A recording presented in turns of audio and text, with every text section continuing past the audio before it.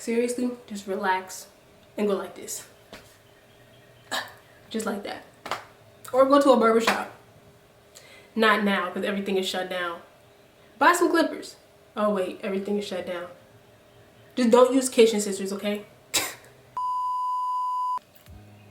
I'm still getting used to the lights and how I want the brightness to look, so I'm sorry. But hi, my name is Kasia and welcome back to my channel. Today, I wanted to give you guys some like pros and cons and like tips on Big Chop. So I did my like original like big chop on in November, right around Thanksgiving of 2019. And I kept my hair short for a few months. The last time I cut my hair was January 6th, I believe.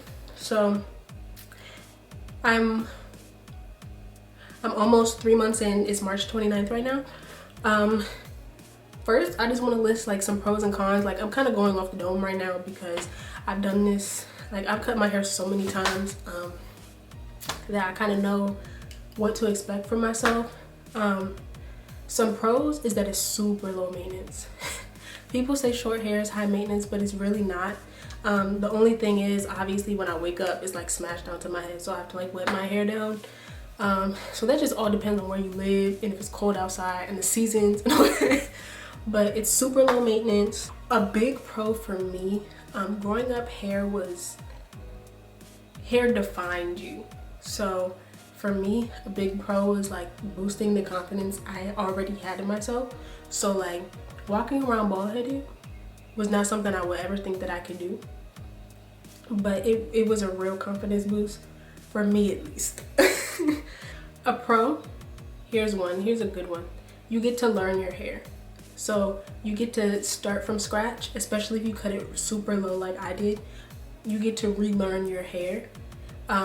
Whether you cut it just because you wanted to, or you're growing out a relaxer, a heat damage, or color damage, you get to relearn your hair and what your hair likes and its dislikes. So it's like you get to learn about yourself for real. I think into things like that. So I think that's really cool. Another pro is the freedom. For me, oh my gosh, whenever I would cut my hair, it's just liberating. Because you're letting go of like whatever damage, like whatever was wrapped up in your hair, you're letting it go. And I think that is amazing. Because being bald-headed, you ain't gotta do nothing, but you ain't really gotta do nothing to it at all. But you just slap some oil on your head and you go, like being bald-headed, like low cut. What's a couple cons? What's a con? The awkward stage. That is awkward length. That's the worst. So whenever I cut my hair, I'm like, oh my god, I'm gonna have to go through this awkward stage again. What else? There's not really, in my opinion, I love cutting my hair. Like, don't ever talk to me about cutting your hair. I'm gonna tell you, be like Nike says, just do it. Because there's no point in like holding on to it if you want to let it go. Like, so I'm pro haircuts, bro. Don't come to me expecting me to tell you no, because I'm gonna grab a pair of shears for you. So let's get into some tips. So the first time I big chopped, it was right before I turned 17. Yeah, it was right before I turned 17. So December of 2016 was the first time I did a big chop, and I cut it. It was cut to about this length, but it was tapered. And then 10 months later, I cut it again because I was in college and I was bored and I wanted to. And then I want to say maybe a year-ish later, a few months later, I cut it again because I was coloring it so much. I color damaged my hair. Then I grew it out like for a little over a year and a half, and that's the longest I've ever grown my hair out. And that was the most recent, like my big chop video. And you know, I posted them on here. I was bleaching my hair and doing all types of color removing and stuff. So I was just not, my hair was okay, but I knew its full potential. So being that I've done this like 4 times already, I definitely have like a couple tricks up my sleeve just from like trial and error. First tip is just do it.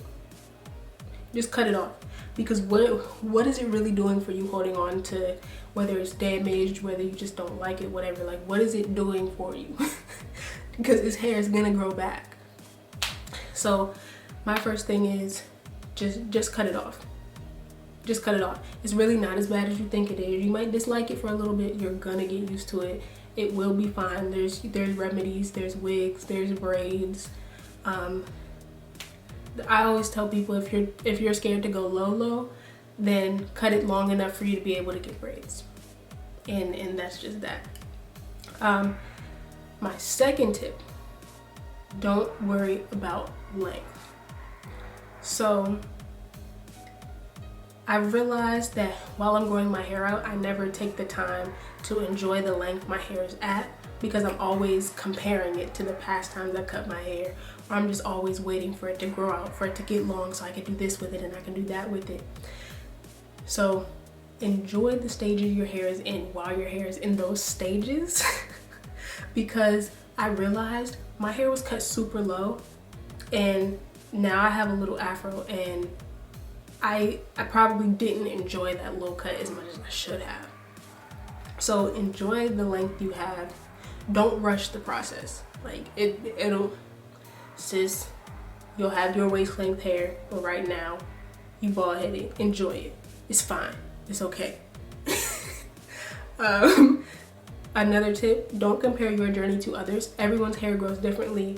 Some people take supplements, some people don't. Some people do so much to their hair and it causes it to grow. Some people leave it completely alone and don't do anything to it, and it's down their back in 6 months. Like, don't compare what other people are doing to what you're doing. Of course, it's good to like watch videos and like get advice and see what other people are doing, but don't get discouraged because you see somebody that has about the same length as you, and they cut their hair around the same time, and your hair just isn't as long as theirs. It's fine. Just literally worry about you, your hair, and the journey that you guys are going to take together. Okay. So that's more of like a mindset thing as far as the big chop. Another tip I have is deep condition your hair. Deep condition it. Every time you shampoo it, deep condition it. Even if you're letting it sit for like 5 minutes, condition your hair. Just because your hair is short doesn't mean that you don't have to take care of it. So invest in some products that make your hair feel good. Now, I'm not even gonna lie to you. When your hair, if you just cut like shave your head completely, like how I was in a couple of the pictures I put in my big chop video that you can watch. At that point, I didn't really do nothing to my hair. I mean, I would like rub conditioner through it, but I wouldn't sit and like try to deep condition. Now that I have like little curls on my head, not right now, because I'm honestly busted. I haven't done anything today. Like, I cooked and whatever, but deep condition your hair. Your hair will thank you. Another thing, keep your scalp clean.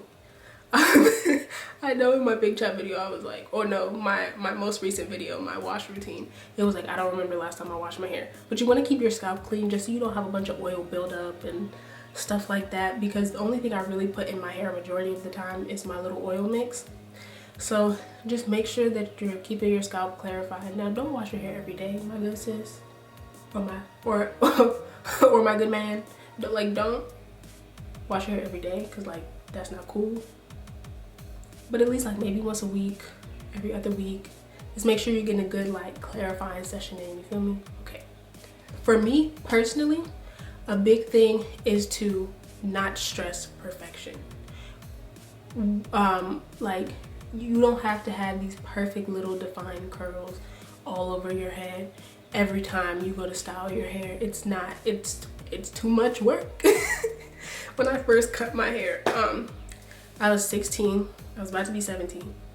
I would go through with Eco Styler gel and a comb and define every little curl on my head, only to like go to sleep and have to wet my hair down and do the process all over again. So I would just say, just take it easy on your hair. Just find something quick, do some quick little circles around. Like, it doesn't have to be perfect, especially if it's your first time. Or if you haven't been natural since you were in middle school. Like, you don't have to, it doesn't have to be perfect little defined curls unless that's what you want. Like, don't let everybody here, there, YouTube, Instagram, the hair shop, like, don't stress yourself out with feeling like you have to have these perfect defined curls, because really, like, once you lay down, sis, it's gonna smash down and you're gonna have to start the whole process over in the morning. So another thing is, leave your hair alone. My hair grows the best when I just leave it alone. When I start to color it and do whatever, it slows down the growth process of my hair. So just leave it alone. Now, I'm not saying don't do nothing to it at all, but leave your hair alone. If you can get braids, once your hair is able to grip, because I don't know who's gonna grip this right now. The lady who does my braids said I gotta wait a few weeks because I only got an inch. But dang, what was the point that I was talking about? Oh, leave it alone. Whether you put it under a wig, whether you braid it up, or whether you wear it out. Like, you don't have to always be doing something to your hair. You don't have to always be styling it, always put gel in it, always do this. Just woosah. It's fine. Just leave it alone. It's okay. Just leave your hair alone so it'll grow. Like that. That's what I do. So whenever I grow my hair out and I'm serious about growing it out, I leave it alone. Yeah, it's really, really simple. How you treat your big chop is really all up to you. So if you're the type that wants to have the perfect little defined TWA, then go for it and rock it. For me, because I'm not doing that. Actually, if you want to see how I would thoroughly define these curls, comment down below, because I'll do it. I will sit and I will film defining all of these this little, it ain't nothing right now, I ain't defining nothing. And it looks like my edges is gone, but they not, they're just curly. And they don't lay either, so it's fine, it's okay. But if you want to see how I would go about like thoroughly defining my curls, leave a comment below. I'd be more than happy to do that. But yeah, that's pretty much all I have.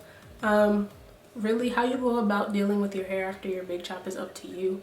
Just know, one thing I want to stress is that the length of your hair does not define you. It does not determine whether or not you're beautiful. It doesn't determine whether or not, it doesn't determine how people should treat you. Like, just, if you do it, commit and be confident in your decision, because you're a bad bitch. Or you're a real ass nigga. Okay? Like, seriously, just relax and go like this. Just like that. Or go to a barbershop. Not now, because everything is shut down. Buy some clippers. Oh wait, everything is shut down. Just don't use kitchen scissors, okay? But I hope I was able to like help. Anyone that maybe was like, I don't know about cutting my hair, sis, do it. Do it. It's really nothing crazy. And you'll realize that your hair grows faster than you think it does. So literally in 2 weeks, I'll be doing something different than I am today. Oh, that's another thing. It's forever changing.